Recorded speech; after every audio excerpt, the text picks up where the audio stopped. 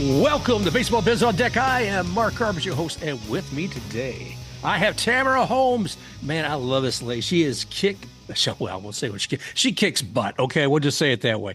And everything she has done with baseball, from the USA Women's Baseball team, and also you look to the Silver Bullets, and she's the captain and a firefighter of in Oakland. My gosh, welcome, Tamara. How you doing today? Hey, thanks, Mark. It's good to be back. I can't think of enough accolades to put through your past. I mean, gold medal winner, and now being one of the people who's helping the formative team that is going to the USA World's Baseball Cup, Women's World Baseball Cup in Thunder Bay. Jeez, it's been a crazy ride. Yeah, it seemed with the change of the process for the World Cup being every 4 years instead of 2 years, then having the COVID break, and they, were on fire in 2019. They had a Pan Am qualifier just blowing everybody out of the water, and the cancellation of the tournament due to COVID. So it seemed, like time was moving very slow. And now all of a sudden here we are 6 years later, and the team is ready. They're already in Thunder Bay, and I believe play starts on the 28th. And I can't wait. I just wanted to start now. Yeah, I mean, it's because it's like so anxious. You're waiting. I mean, it's sort of like Christmas, you know. You know it's coming. You know it's coming.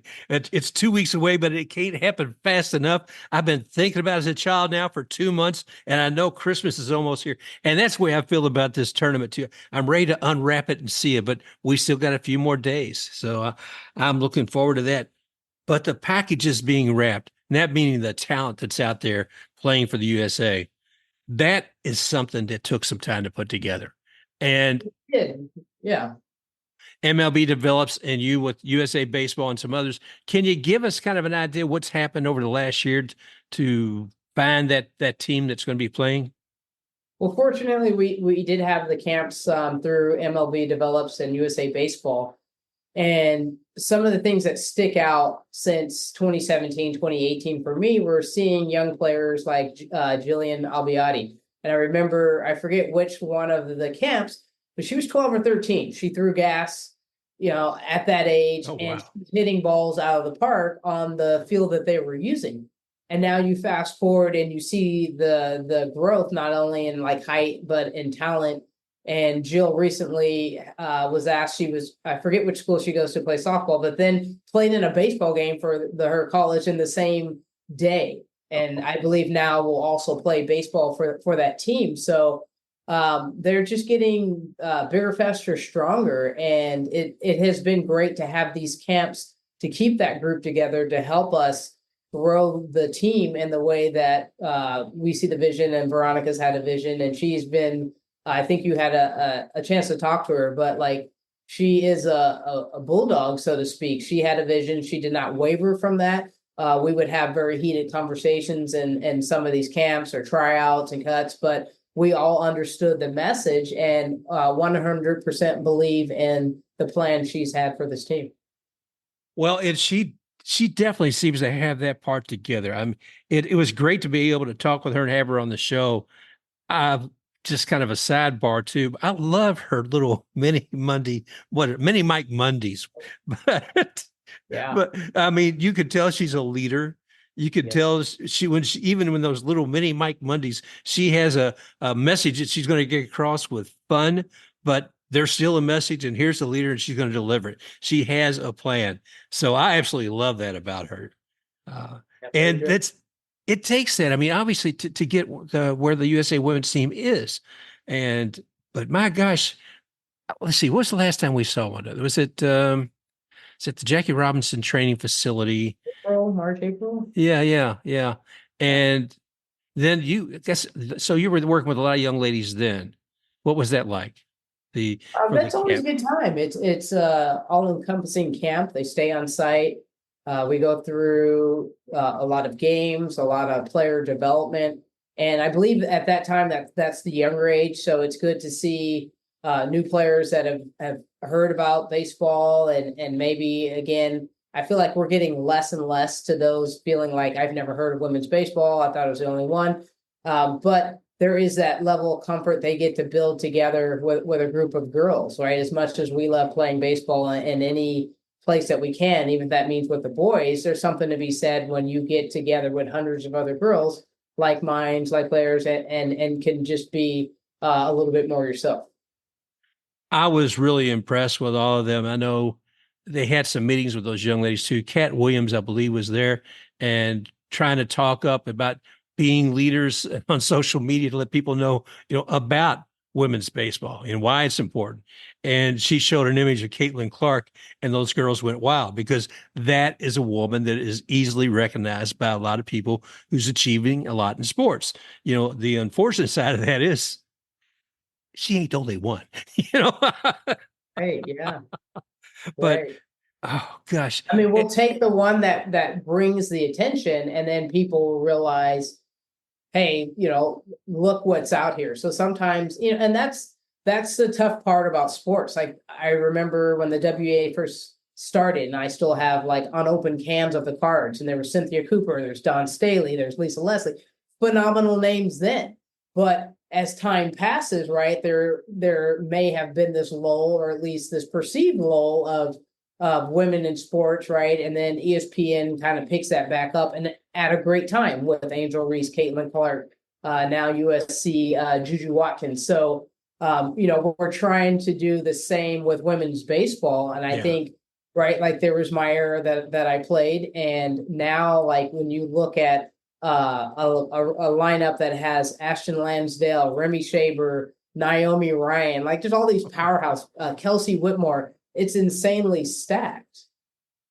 And we got to remind people too, we're not just talking about women who play a great game of baseball. We're talking about professional women because they're getting paid. Okay. I mean, Kelsie, she's playing at a professional level. When you were with the Silver Bullets, I know at least through there you were doing it. And you may have, was there another team? Was it the Mad Dogs? Yeah, it was a brief stint in an independent league in Massachusetts. Yes. So women have been professionally playing baseball for a while. It's just a matter of continually to remind people, what's there and what's evolving. And you brought up Naomi Ryan. I thought it seems like I heard that name like a year and a half ago, and it's like I almost thought, really, this.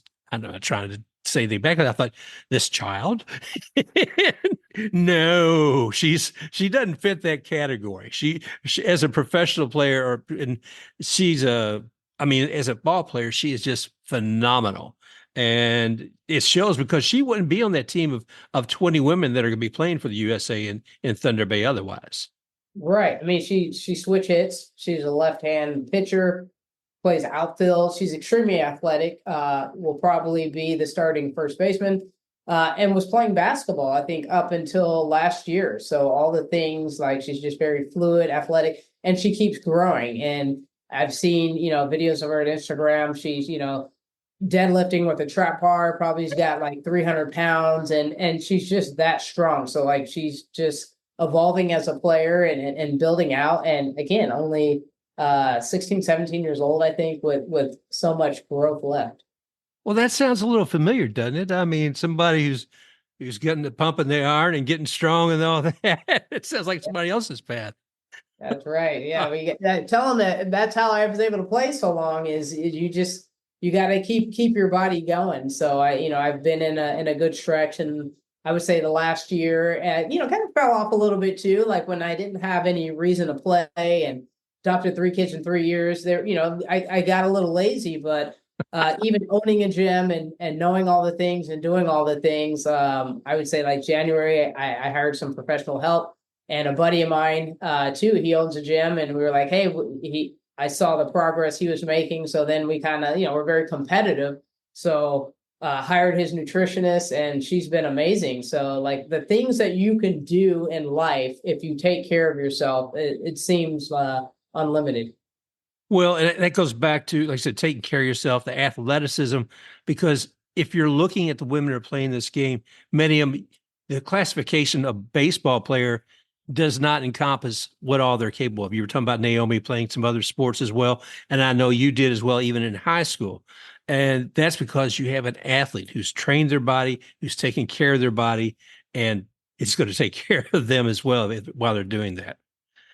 Right. And athletes just know you know your body, I think, more so than anyone. Like if you Yeah. could play multiple sports, how you move in time and space and the confidence that you build, it just I know that generations of baseball players and all these one sport with travel ball have gone away from the ability and the time. And I think that's just such a great loss to kids in athleticism and leading to sometimes early surgeries, or it leads to sometimes just a phenomenal player in that sport. It's hard to call. It is. And that's, there's sometimes I hear some people saying, well, Tommy John surgery is just part of the game. Injuries are just part of the game. And you might as well say concussions are part of the game in football.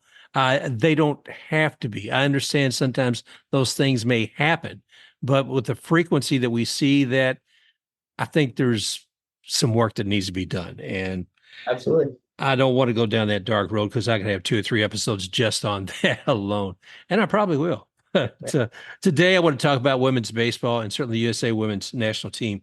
Wow, we talked about this because there's the developmental camps, you and Veronica Alvarez, Malika Underwood. I can't think of all out and others. And so you all have been working with those ladies to help fine tune them and understand them and define what talent they have.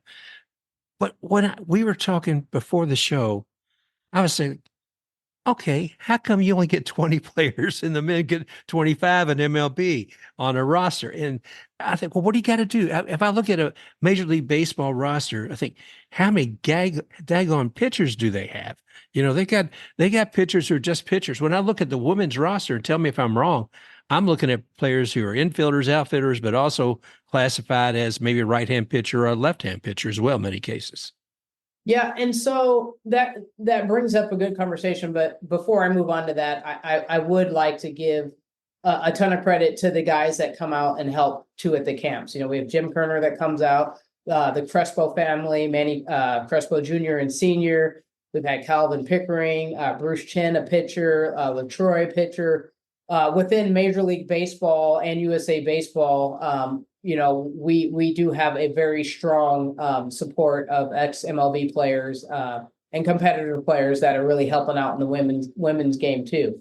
But with that being said, going back to Veronica, I believe has kind of changed the face of the game, and she knew, and mainly because talent is getting so much better that it is harder to be a multi-position player and get on the team. And if you're going to do it, you have to already kind of be established. Where it used to be, we would need all that athleticism. And not to say we still don't need the athleticism, but it would be, hey, if we get on a pinch as someone that is pitched in like our rec games or whatever, could throw strikes, we would use them. But she's seen the talent at a level where it's like, you need to be an established pitcher and an established infielder. And if you are established and have the things that we need, we'll let you do that. And there have been people that have the ability to do multiples, but we're saying, hey, this is where we see you on this team. And maybe that's not even your number one position. And that's hard, right? So if I'm traditionally a catcher and they are recognizing my athleticism, but they're saying, hey, Holmes, I have 4 catchers. I see you can kind of run and play outfield. I will look at you there. But now, in order for me to get on the team as an outfielder, I may do well, but now I have to beat out Naomi. I have to beat out Kelsie. I have to beat out, even Ashton was out there. I have to beat out Alana Martinez. And so we were in a very difficult position. And, we would always say like, oh, man, that's a great place to be. But now that we're here, it makes those decisions very hard. And hard for players to hear that have had great tryouts to say, yes, you're great, but I also need this other player who can pitch. And maybe you played great infield and outfield and hit well, but this person played great infield, outfield, and can pitch, right? So it's a tough conversation, but it's a good place to be. And people kind of have to realize, like, we're not trying to be cliche. We're not trying to let you down easy when we have these conversations of yes or no. It literally comes down to this puzzle and how good or effective you are in a position that you come out in and or can switch that position. It's just, it's hard to call. People want answers and they want concrete answers. And a lot of times you get there and we're like, I can't give you that. Like, yes, you worked on this all last year and man, came back phenomenal at this. But now in the whole scheme of things, as we're looking at this group together, we're now realizing we need this. And man, that it has been tough conversations. I cannot imagine. I mean, you somebody's like you're saying has been looking at a puzzle. You find a puzzle piece, but everything gets shifted a year later, or sometimes even just months later. And suddenly you see talent excel in one position and, oh, well, great. We're full of that, but I can't use all of them now. So what am I going to do with that talent? So I know I looked at that. Oh my gosh, I've got this list right here looking at all the pitchers, and I'm thinking about, MLB All-Star Week. I kind of think of you guys as MLB All-Star Week. You're the all-stars of women on this women's national team, because what happens is you're the elite of the elite. And the point being is there's not a league for all of these women to shine in. They could be playing for several different teams, even if it's just 5 or 6. There's not a showcase for that ongoing. And I know a lot of people are working toward that. And I would love to see not just the 20 women that have made it to this, but those others as well. And the women coming up, the young ladies coming up through the MLBDevelops program and USA baseball program. I am waiting so much for that time we do have a league of their own again. And that's a great point, because if you look at other sports, whether it be, basketball, men's or women's, maybe even softball, but even like professional baseball, right? Maybe I don't feel as bad not making the Olympic team because I'm still coming back to my league and I had baseball as a career. We're doing so much better at building girls up from the bottom up, but it's almost painful to see, you kind of fall sharply off the table if you're not getting into a college team. And there's only one national team now that happens every 4 years with 20 players. So where do you go in the interim? So, there's conversations, there's talks there. I don't know if there's anything concrete, you hear rumors and things, but I think the last that we talked was like, nobody's coming for us. We need to figure out a business plan or a game plan and how to make that and start that on, a small enough level that it thrives, but capitalize on this great amount of momentum, because you had Valerie Perez, you had Ashton Lansdell, and I think even Danae with the bananas, right? And having the time of their life. So I would hate to see them come home heroes. I firmly believe they're going to get the gold medal. And I used to joke around, like I would say, go to a World Cup, or there was a few years where I competed at the CrossFit Games. And come Monday, I'm back at the firehouse and I'm just, scrubbing toilets. And people are like, hey, how's your weekend? I'm like, that's cool. Right? It just, life goes on. Yeah. I love it. You found some balance there, Tamara. Jeez, my knees. Oh gosh. Well, no, we talked about that before about, what goes on after that. It's like, okay, then what happens to that team after this tournament? And you and I were talking before, and one of the things you brought up was looking at things like Skate Like a Girl, how that organization's doing some different things. Right. And when I had Veronica on recently, one of the things I brought this up, I said, okay, Olympics, breakdancing. I said, I'm okay with that. Okay, I'm okay with that. But I want to see women's baseball there too. If I can have breakdancing, I can have women's baseball there as well. Absolutely. So it's interesting because at a little bit of homework, and I got to do a lot more. It shows, I think, that each country is able to, that has the Olympics, is able to determine saying, hey, we're going to allow these new sports in here, or maybe either something in the past or something new. And let's see. So we got Paris now. Where's it? Is it LA? Yeah. And then I think Brisbane. Got a couple of years to get some work on this thing going. I would love to see that possibility happen. I know, I said Suzape, she did last year with the all girls baseball, and she did that 2 years in a row using the names of the All American Girls Professional Baseball League for, a tournament. And that was pretty cool because you had a lot of different women out there playing. And I know this year she's doing that again, I think in October. Initially, I thought it was around Thanksgiving. Yeah. In Durham. Right. And these pieces it's like we were saying earlier, I think it's about bringing them together and finding a way to make it a forward movement. To the talent's there, Olympic caliber is there, and it's just time to make it happen. And you know what was interesting about that, because even Veronica hadn't seen this, and Alex Oglesby was part of the initial planning, and then things got separated. But I was trying to tell Veronica, like, even with these four teams, like, this was competitive, and there were a number of strong USA players that weren't out there. Imagine if we came and with these 20 players added more. So there was a couple or a handful, but like, if they all came and you spread them out on the teams, right? Like, Yeah. I think this is what people need to see.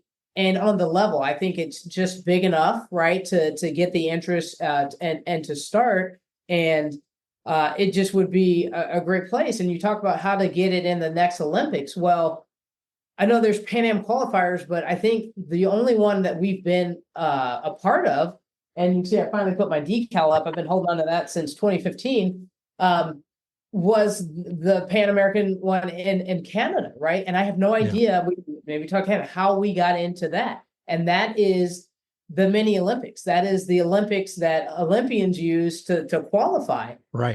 So I feel like it's a little bit different than some of the Pan American qualifiers that USA Baseball had. But like, I have a gold medal that is a legit gold medal. I mean, this thing weighs, it feels like it, weighs a pound. So you were kind enough to share that with us last time. I'm sorry, go ahead. Yeah, we saw it last time. And so maybe the segue is to figure out how we could get it there. So then you have, like, a goal for 2 years. And then when you get to a country that can say, yes, I want that. So part of it is, you're right, the countries have to see, based on infrastructure, what they have. And sometimes if it's somewhere where they have to build stadiums that they're not going to use again, that's going to be a little bit of an issue. But like you said, LA is there's going to be ball fields everywhere. It would start with that. And the other idea that I was talking with Malika, and she's really great. I don't know if you had a chance to talk with her yet, but she works within licensing and has a very good business mind. But I am the impulsive, I want to have an all-star game. I want to have a home run derby. I want the boom, boom, boom, because I want to take advantage of the personalities and the explosiveness, the speed of the Ashtons and everybody now to build that, right? I see that. And she's like, yes, I get that. But on a ground roots level up, just as we have like the Trailblazers camps and gets the age, Justine Siegel, who runs Baseball for All, had helped bring club baseball to some colleges, women's club baseball. Yeah. And so Malika and I were like, man, that could be a good segue into more women playing in college, because now, and what we could also do is, the hard part of that is some teams are like, hey, I'm literally showing someone how to throw a ball. Now that's not going to help us, right?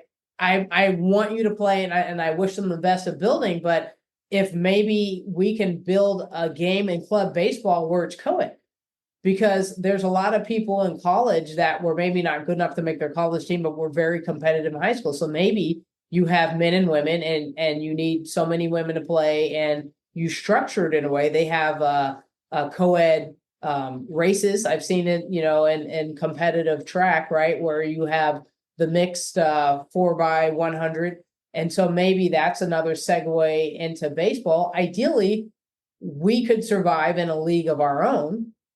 We have the talent, but if we still need these other segues and giving opportunities, come 18, if you're not making the national team or you're not getting pushed into softball, like I always tell her, like, yeah, if there's not a club team for you to make, like maybe there's an adult league, the National Adult Baseball Associations, you can play outside of school, but why not bring it into the colleges and see? So that I think would be an idea that could get some traction, and working within what Justine has built and everyone working together. I am really encouraged to hear what she's doing with the college clubs. And it makes me think back to, is it even like Vassar with the women with the skirts down to their ankles? Right. I mean, it was a club, and there were a few others as well. Unfortunately, way back in the wind, they didn't last very long. but it was encouraging, and to today's world, it should. So we'll see what comes with that. I do want to talk about actually the tournament again. Where can I watch this thing? And I haven't been able to find where I'm going to be able to watch the tournament. So I believe on the WBSC site and USA Baseball should also post a link, and I'll make sure that I get it to you, or put it out on my media where that is. But usually they have I forget what app or whatever will stream the games, and the quality was pretty good from what I remember in their last World Cup or their qualifier. So they should put out a link for the streaming of the games. I've been excited to see ESPN interviewing Veronica and I think just Jenny Dalton Hill and some others about the tournament, because to me it gives a media legitimacy, if you will, to what's happening here. It gives an awareness, if not necessarily a deeper dive than a lot of us would like to see, that it's happening. And I guess I thought, well, maybe it's going to be on ESPN's what I was wondering. I don't know if that's not yet. Unfortunately, it's still hard. I know that the media team says they put it out, and you'd be hard pressed sometimes to find it in your local paper unless someone is following their local athlete. But and those are two great spokesperson. Veronica, you can listen to her all day. Jenny Dalton Hill, very talented and in her own right. And what they are going to show though is Gene Fruth and Jeff have come out with a documentary that See Her Be Her, and that is going to be played between, I believe, game 2 and 3 of the World Series. So that's a massive platform to get the word out. So we're super excited. I've seen Jean, shooting amazing images. She shares with us. She lets us use them. I don't know if I had showed you the one that I had blown up of Anna. Did I show you? Can I show you? No. I mean, there's so many. I'm going to be broke getting her images blown up. But I believe it's called See Her Be Her, and she got it on national news. So let me show you one of my collections here. Great talent, great talent. Oh yeah, just a great eye. I'm making a big old mess here. So she took this just iconic picture of Anna in the dugout. I love it. And I got her to sign it, and I got it blown up there, and just wow. Yeah, I know it's a little bit of a. No, I get it though. I get it. Yeah. I mean, it's like capturing a moment. Right, but she's been able to do that with these pictures and these action shots. So I can only imagine the effect a full documentary is gonna have. Yeah, geez. When you've got people like that, they're making a difference for you. I mean, it's great talent.